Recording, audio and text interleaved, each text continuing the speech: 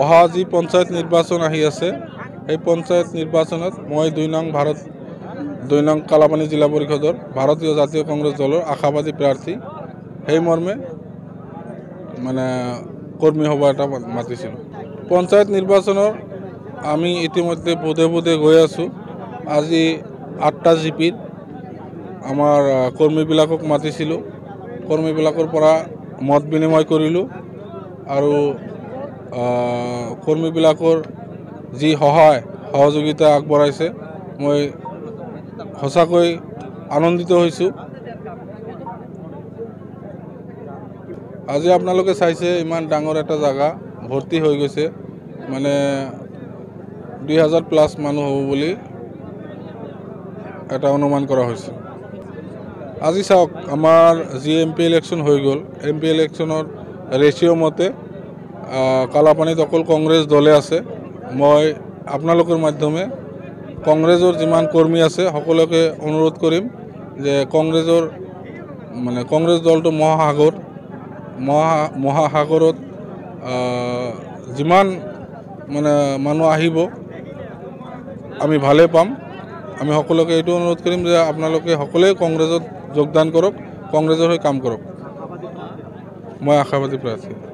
নিশ্চয়কৈ চাইছে আজি আমাৰ এটা কৰ্মী সভা আছিল, আমাৰ কালাপানী ZPCৰ এটা কৰ্মী সভা আছিল। ইয়াতে আপোনালোকে চালে যে কিমান হাজাৰ মানুহ আমাৰ ইয়াতো উপস্থিত হৈছে। আমি আশা কৰোঁ কংগ্ৰেছৰ প্ৰতি আমাৰ মানুহে আকৰ্ষণীয় হৈছে। লাহে কংগ্ৰেছৰ কথাখিনি মানুহে বুজি পাইছে যে কংগ্ৰেছক ভোট দিব লাগে। আপোনালোকে গম পাইছে যে BJP এতিয়ালৈকে কি কথা কৈ আছে আৰু কি কৰে কি নকৰে। আমি ইতিমধ্যে শুনা পালোঁ যে গৰু মাংসবিলাক বোলে কিবা নিষিদ্ধ বুলি কৈছে, যাৰ কাৰণে মানুহবিলাক এতিয়া আমাৰ কংগ্ৰেছৰ প্ৰতি এটা আকৰ্ষণীয় হৈছে। আৰু আপোনালোকে নিশ্চয় গম পাইছে যে আমাৰ মানকাছাৰ সমষ্টিৰ MLA সাহেব বোলে UDF আৰু AGPৰ লগত বোলে এলায়েন্স হৈছে।